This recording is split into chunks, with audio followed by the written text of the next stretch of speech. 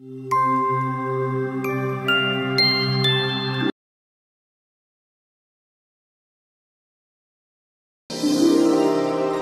পূর্বে কোনো একদিন যখন দেবদেবীরা মানুষের প্রেমে পড়ত, সেরকম একদিন তিনজনের মধ্যে কে সবচেয়ে বেশি সুন্দরী তা নিয়ে তর্ক বিতর্ক চলছিল।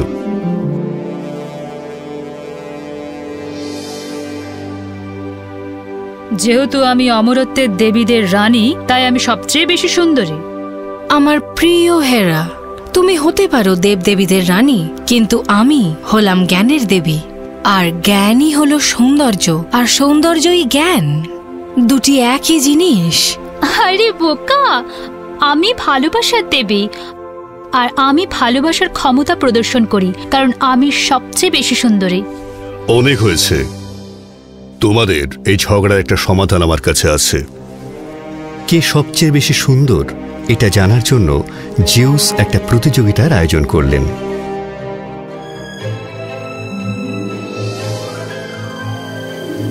ট্রয়ের রাজপুত্র প্যারিসকে এই প্রতিযোগিতার বিচারক হিসাবে বেছে নেওয়া হয়েছে, আর সে জয়ীর হাতে জিউসের আপেলটা দিয়ে বিচারের সিদ্ধান্ত নেবেন। বাহ বন্ধু, তুমি এবার বেঁচে গেলে। দাঁড়াও, এই আপেলটা খেও না, কারণ এটা ভগবানের দেওয়া। ভগবান? জুস নির্ভুল হওয়ার জন্য। জিউস আমাকে আপেল পাঠাবেন কেন? এটা একটা উপহার, যেটা তুমি আমাদের মধ্যে সবচেয়ে সুন্দরী বলে তোমার মনে হয়, তুমি তাকে পুরস্কার হিসাবে দেবে। এটা একটা দারুণ সম্মানের ব্যাপার প্যারিস। এখন আমি তোমাকে কিছু কিছু ক্ষেত্রে বাঁচাতে পারি। ওই আপেলটা আমাকে দাও, আর তার পরিবর্তে আমি তোমাকে কিছু মহান শক্তি প্রদান করব। একজন রাজপুত্র হিসেবে তোমার কাছে ক্ষমতা আছে। তুমি আমায় এই আপেলটা দিলে পরিবর্তে আমি তোমায় অনেক জ্ঞানের অধিকারী করব। জেন্টল প্যারিস, তুমি নিজের বয়সের তুলনায় অনেক বেশি জ্ঞানী। আমাকে আপেলটা দিয়ে এটার ব্যাখ্যা দাও, আর আমি তোমাকে এই পৃথিবীর সবচেয়ে সুন্দরী নারীর ভালোবাসা দেব।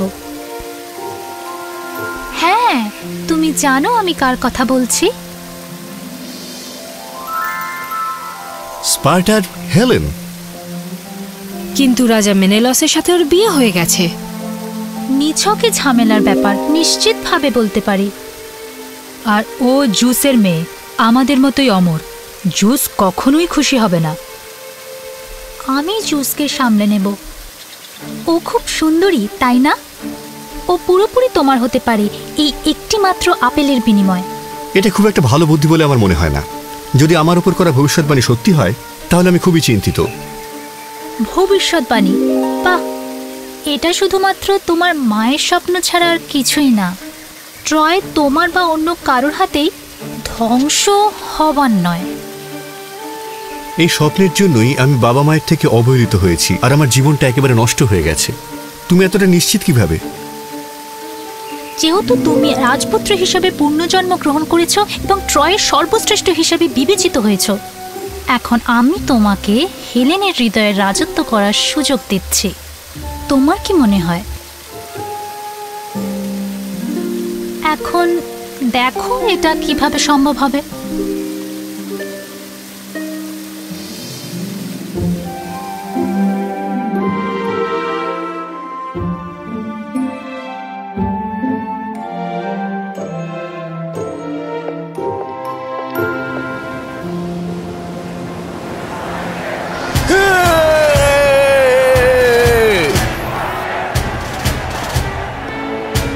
মহারাজের জয় হোক। তোমার কাছ থেকে কোন রকম ফর্মালিটির দরকার নেই প্যারিস। আমি তোমার জন্য স্পার্টার তরফ থেকে কি সেবা করতে পারি? কূটনৈতিক আনুষ্ঠানিকতা রাজা মেলানাস, আর অবশ্যই আপনার সাথে ভালো মুহূর্ত কাটানো। শুনে খুশি হলাম, বহুদিন পর দেখা হলো। এসো, বলো তোমার বাবা কেমন আছেন? আমার স্ত্রী হেলেন, আমি তোমাকে একজনের সঙ্গে আলাপ করাতে চাই। সুপ্রভাত রানী হেলেন। আমি এখন আমার নিজের পরিচয় দিচ্ছি। আমার নাম হলো। দাঁড়ান, যিনি দেখা করতে এসেছেন তার নাম আমি অনুমান করে বলবো। দারুণ।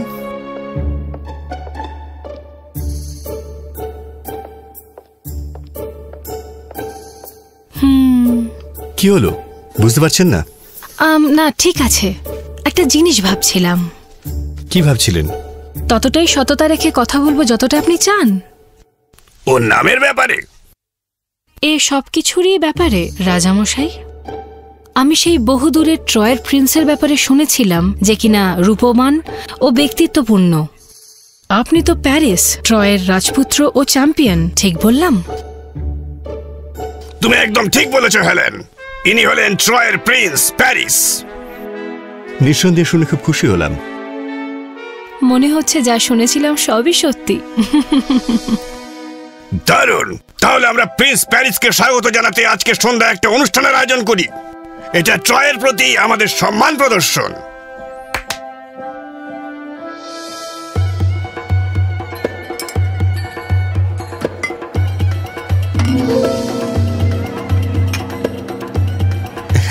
তারপর ভাল্লুক উঠে দাঁড়িয়ে বলল, না, কিন্তু আমার মনে হয় তুমি করবে।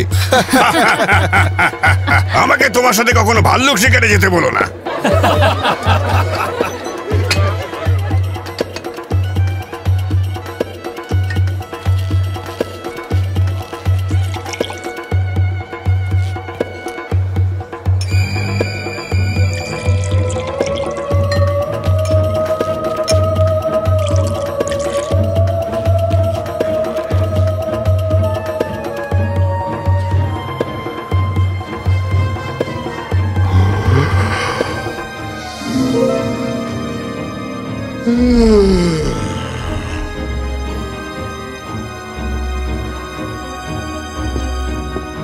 তুমি সত্যিই খুব অসাধারণ গল্প বলতে পারো প্রিন্স প্যারিস। আপনাকে ধন্যবাদ মহারানী। স্পার্টার নামে আর ট্রয়ের নামে সবসময় এদের একতা থাকুক। রানীর সাথে একটু নাচ হয়ে যাক। আমি তাতে খুবই খুশি হব।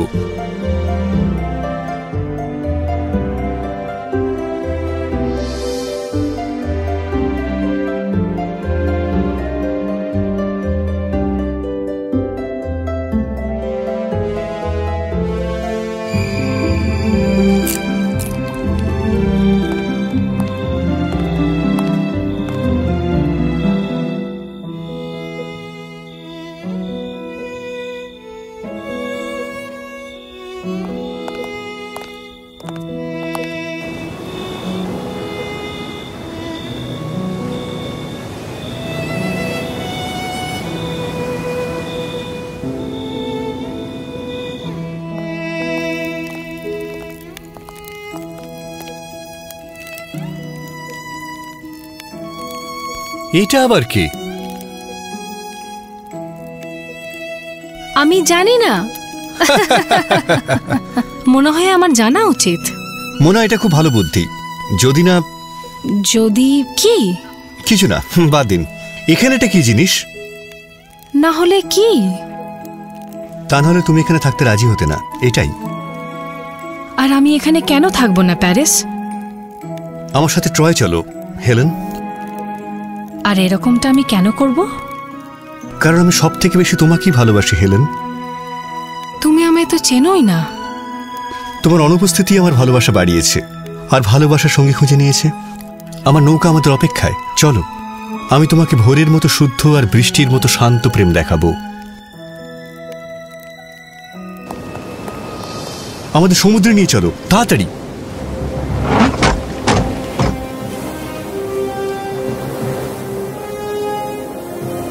এটা কি? আমি আজ স্পার্টায় তোমায় সব সত্যি কথা বলতে পারিনি, আর আমিও এত দূরে থেকেও তোমায় অনেক ভালোবেসেছি। আমি তোমাকে চিনি না, তাও আমি তোমায় অনুভব করেছি, ঠিক যেন আমার পাশে। আমরা পরস্পরের জন্যই এই পৃথিবীতে এসেছি। মেনেলেস আমাকে ঠিক খুঁজে বার করবেই, আর যখন জানতে পারবে আমি তোমার সাথে আছি, ও ভগবানের সঙ্গে বুঝে নেবে যে আজ আমাদের একত্র করেছে। তুমি ওকে চেনো না যতটা আমি চিনি। কি কি হলো? এই রাত শেষ হওয়ার মুখেও তোমার এই সৌন্দর্য আমার হৃদয়ে ছোট্ট প্রদীপের মতন জ্বলবে। আমাকে ট্রয়ের ব্যাপারে বলো। রানী, তুমি কি জেগে? মহারানী,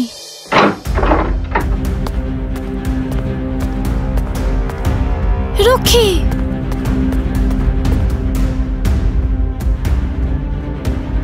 হেলেন, সব জায়গায় খোঁজো, প্রাসাদের একটা কোনাও ছাড়বে না।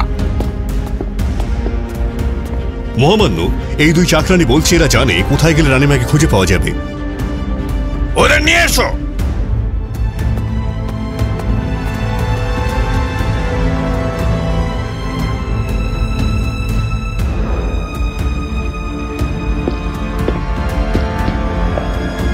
কাজে লেগে পড়ো।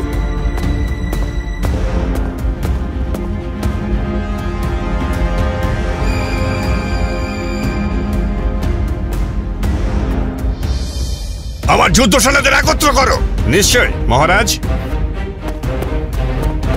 প্যারিস!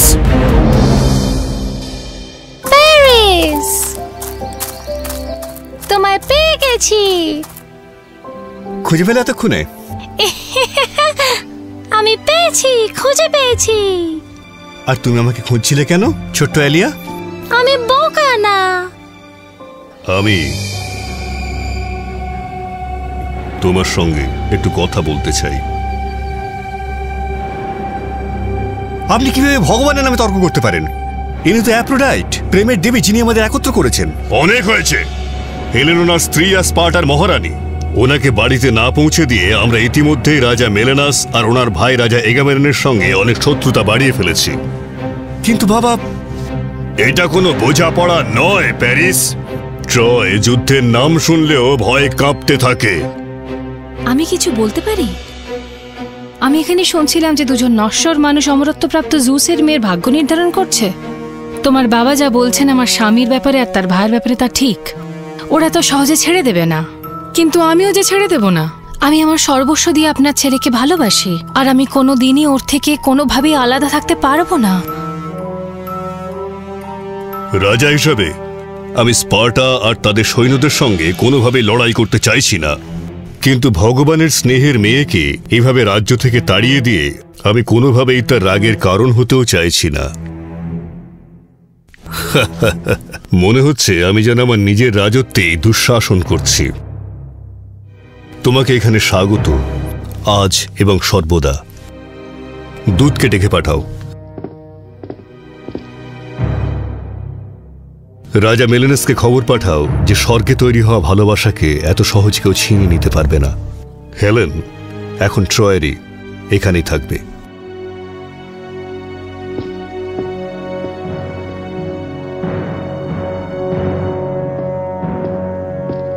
আমি তোমার সিদ্ধান্তের উপর ভরসা রাখি অ্যাফ্রোডাইট, তাই তোমার জন্য আরো একটা যুদ্ধ হোক এটা আমি কখনোই মেনে নেব না। জোস, এবার তো তুমি বোঝো, তোমার মেয়ে সত্যিকারের ভালোবাসাকে খুঁজে পেয়েছে। এটা তো আনন্দ করার মতো একটা দিন। যুদ্ধের কথা বলতে ভালো লাগছে না। এটা এমন একটা ভালোবাসা যেটার ফল খুবই খারাপ হতে চলেছে। চলো এই বীজকে ভালোভাবে পুঁতি, যাতে আমরা এর থেকে খুব ভালো ফল পেতে পারি।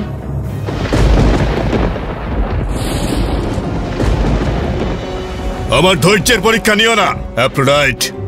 যদি হেলেনের গায়ে একটাও আঁচড় লাগে তাহলে কিন্তু তুমি এই বীজ বপনের জন্য একমাত্র দায়ী হবে। হ্যাঁ ঠিক আছে, আশা করি সেরকম কিছু হবে না।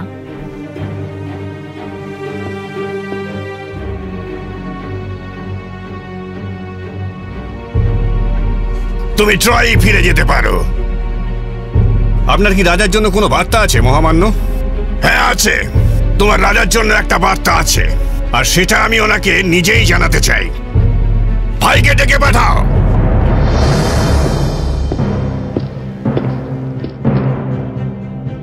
স্পার্টার সকল মানুষ, আজকে আমরা আমাদের থেকেই ছিনিয়ে নিয়ে যাওয়া জিনিসকে ফেরত আনতে যাচ্ছি। যখন আমরা লক্ষ্যে পৌঁছবো ওদের আক্রমণ করব, আর কোনো দিক থেকে কোনো ক্ষমা দেখাবো না, ক্ষমা চাইবও না। সবাই আমার নির্দেশের জন্য অপেক্ষা করবে। এবার যাও, নিজেদের জন্য লড়াই করো, পরস্পরের জন্য যুদ্ধে যাও, রাজার জন্য যুদ্ধ করো, আর লড়াই করো স্পার্টার জন্য।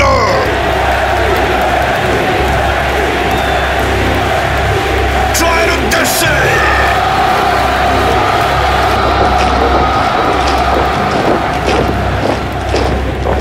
পৃথিবীতে আর কোনো সৈন্যদল এত সংখ্যায় সৈন্য মোতায়েন করতে পারে না। কোনো সৈন্য না, একজন মেয়ে। হ্যাঁ, আর তার সাথে একজন সুন্দরী মেয়েকে। এমন একটা মুখ যেটা 1000টা জাহাজ দাঁড় করে দিতে পারে।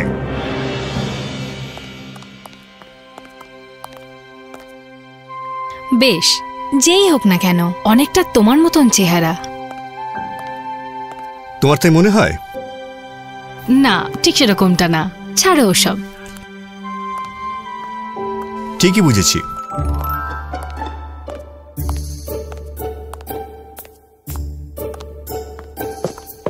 Prince Paris. হ্যাঁ, কি হয়েছে? রাজকুমার, মহারাজ আপনাকে যুদ্ধক্ষেত্রে যাওয়ার জন্য অনুরোধ করেছেন। যুদ্ধক্ষেত্রে? উনি তাড়াতাড়ি করতে বলেছেন।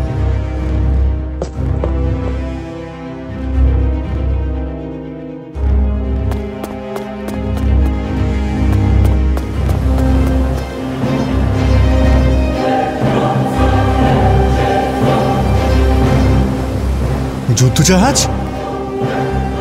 স্পার্টা আর মিসিনাইয়ান যুদ্ধজাহাজ। ওরা নিশ্চয়ই হাজারে হাজারে এসেছে। ওরা চাইছে আমরা হেলেনকে ছেড়ে দিই, নয়তো ওরা ওদের সব সৈন্য দিয়ে যুদ্ধ শুরু করে দেবে। ওরা একজন মহিলার জন্য আমাদের সঙ্গে যুদ্ধ করবে? একজন মহিলা? বলেছিলাম ওরা কখনোই ছাড়বে না। তোমার এখানে আসা উচিত হয়নি। আমি তোমার সাথে একমত নই। এই সময় আমার এখানেই থাকা উচিত। তাড়াতাড়ি করো, মেলেনাস আর তার সৈন্য ঘণ্টাখানেকের মধ্যেই চলে আসবে। আমি চাইনি তোমার সঙ্গে বা আমাদের সঙ্গে এরকম কিছু হোক। আমিও যে এটা চাইনি, কিন্তু হয়তো এটাই ভালোবাসার মূল্য। আমি তোমার সঙ্গে থাকার জন্য আরো 10 বার এভাবে মূল্য দিতে রাজি আছি। প্যারিস, আমি সেই নক্ষত্রদেরই সরিয়ে দেব যাদের জন্য আজকে আমরা এই পরিস্থিতিতে। আমাকে একটা কথা দাও। তুমি যা বলবে। যে তুমি আমার থেকেও ভালো। না, এরকমটা বলো না। একদিন তুমি জিজ্ঞেস করেছিলে আমি কতটা সৎ হতে পারি। আজকে আমি তোমার কাছে এটাই চাইছি। আমি এই যুদ্ধে বেঁচে ফিরবো না, ট্রয়ও না। আমার মা বহুদিন আগে এই স্বপ্ন দেখেছিল, কিন্তু তোমরা এই যুদ্ধ আর মৃত্যুর থেকে অনেক দূরে একটা সুন্দর জীবন অপেক্ষা করছে। আমাকে কথা দাও, তুমি এমন কাউকে খুঁজে নেবে যে তোমাকে হাসতে শেখাবে। আমি পারবো না। তুমি পারবে, আর এটাই তুমি করবে।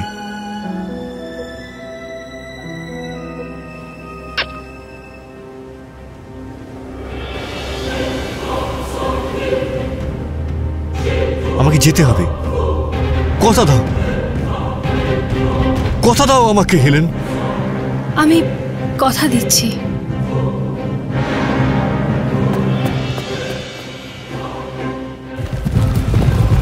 এটা এমন একটা যুদ্ধ যেটা সেই দিন শুরু হয়েছিল, কিন্তু এটা আরো বড় এক যুদ্ধের সূচনা করে গিয়েছিল, যার নাম হলো ট্রোজান ওয়ার। অবশেষে ট্রয়রা তাদের বড় আর মজবুত প্রাচীরের উচ্চতার জন্য স্পার্টানদের থেকে সুবিধাজনক অবস্থায় রইল। স্পার্টানরা তাদের প্রচুর শক্তিমান সৈন্যদের হারালো। এর ফলে মেনিলাউজারের সৈন্যরা পেছিয়ে আসার ভান করল। এটি ছিল একটি ধূর্ত কৌশলময় পদক্ষেপ। পরবর্তী ঘটনা সম্পর্কে ট্রয়দের কোনো ধারণা ছিল না।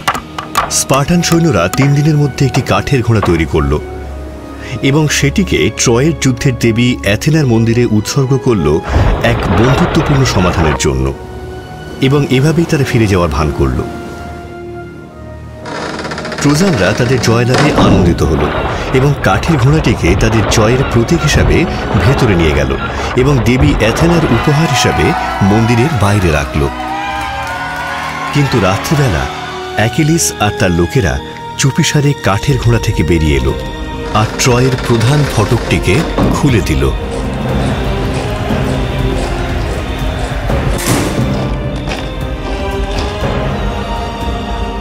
অনেক লোকের প্রাণ গেল। এমন রক্তপাত আগে কখনো দেখা যায়নি।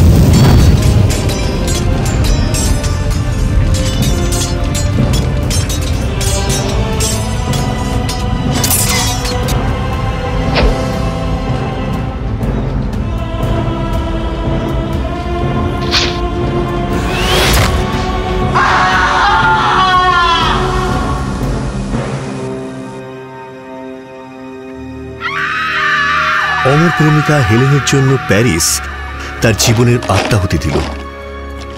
একজন অমর মহিলার জন্য অনেক মানুষের প্রাণহানি হল। হেলেনকে বন্দী করে মেনিলাউজে নিয়ে যাওয়া হলো। পিছনে পড়ে রইল বিধ্বংস এবং ছিন্ন ভিন্ন ট্রয়, যা আগামী কয়েক শতক জীবনের সন্ধান পাবে না। জিউসের অমর কন্যা আর নশ্বর প্যারিসের ভালোবাসা এই ধ্বংসের কারণ ছিল।